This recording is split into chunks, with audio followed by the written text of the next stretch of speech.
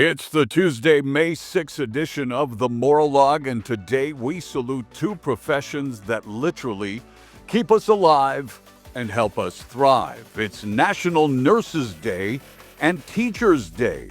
Nurses, they're the heartbeat of healthcare, calm in chaos, compassion in crisis.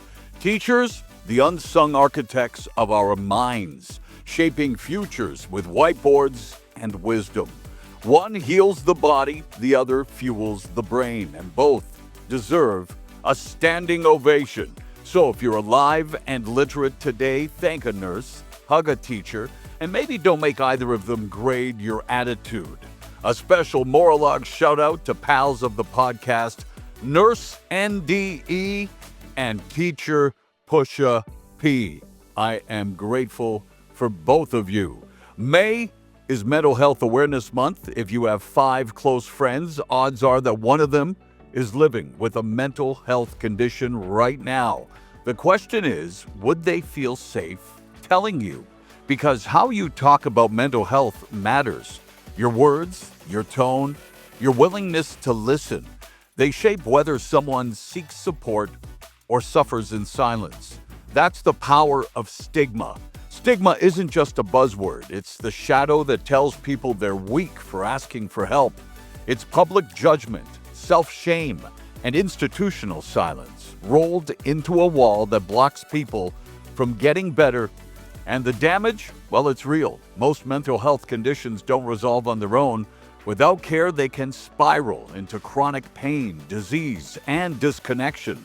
Depression alone raises your risk of heart problems by 40%.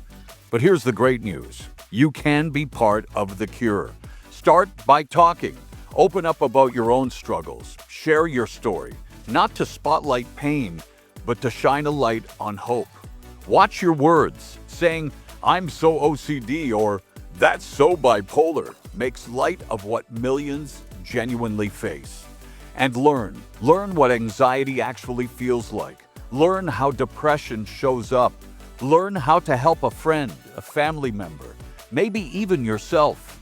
Because when we normalize mental health, we neutralize the shame around it. There is no weakness in seeking help. There is strength in it for you, for the people you love. If you or someone you know needs support, call the 24/7 Behavioral Health Access Line or visit bcbsm.com/mental health. And if it's an emergency, don't wait.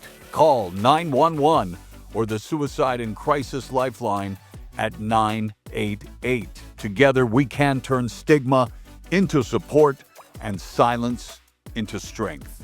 Well, speaking of strength, where there's a will, there is a way, but what if you're fresh out of willpower? Whether it's putting down the cookie, resisting Amazon temptations, or not rage texting your ex, self-control is your brain's built-in brake pedal. Science says it boosts everything from grades to happiness, and like abs, it gets stronger with use. So, brush your teeth with the other hand. Prep your if-then game plan, and maybe even try meditating before you melt down. It's not about restriction. It's about unlocking your best self, one tiny win at a time. Regarding wins, the Knicks erased a 20-point deficit behind huge games from Jalen Brunson, who had 29 points, and OG Anunoby, who had 29 points as well, as they steal Game 1 in overtime on the road in Boston against the defending NBA champions Celtics. Mikal Bridges had 2 steals in the extra period, including the game-sealing swipe on Jaylen Brown with 3 seconds left to give New York a 108-105 OT victory.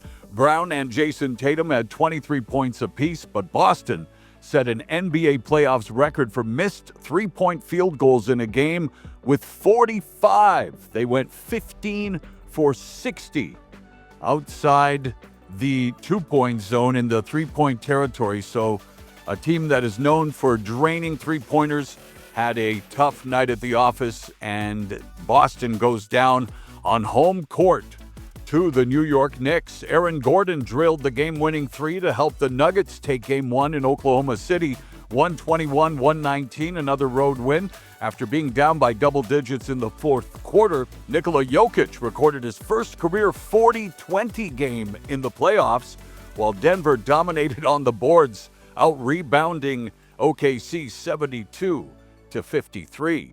On the ice, William Nylander had 2 goals and an assist in the first period, and the Toronto Maple Leafs, well, they held off the late-charging Florida Panthers for a 5-4 win in Game 1 of the Eastern Conference second round at Scotiabank Arena in Toronto on Monday.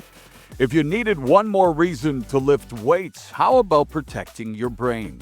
A new study found that just 2 days a week of resistance training over 6 months helped adults over the age of 55 with early cognitive decline improve their memory and preserve brain structures that usually shrink with age.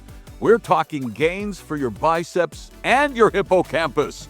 MRI scans showed stronger white matter, better recall, and increased strength, proof that lifting heavy might just keep your mind sharp. So don't just train for looks, train for longevity. Your brain will thank you. Hey, you want to beat burnout before it body slams your brain? Well, set a timer. The Pomodoro method is as simple as it is genius. 25 minutes of focused work, 5-minute break, rinse and repeat. It keeps your mind sharp, your energy steady, and your productivity punching above its weight without the end-of-day crash. It's not just time management, it's mental maintenance. So, do you call yourself a night owl? That 1 a.m. inspiration might be costing you more than a few hours of sleep. A massive Stanford study tracked 73,000 adults and found that late bedtimes, especially past 1 a.m., came with a 20 to 40% higher risk of depression and anxiety. Even if your body leans night owl, your mental health prefers earlier hours. The magic window? 10 p.m. to 2 a.m. That's when your brain gets its deepest reset. So, no, you don't have to become a sunrise yogi, but shifting your sleep earlier could be the ultimate longevity hack. Finally, anyone who says their wedding was the best day of their life has clearly never had 2 candy bars fall down at once from a vending machine. Today's motivation comes from father of psychoanalysis Sigmund Freud, who was born on this day in 1856, and whether you love him or love to debate him, his legacy looms large over every therapy couch on earth. But one of his sharpest insights wasn't about dreams or defense mechanisms. It was this: the only person with whom you have to compare yourself is you in the past. Now that's a healthy obsession. I'm Mauro Ranello, reminding you to stay strong, stay kind, hold the door open, don't tailgate in traffic, and keep fighting the good fight.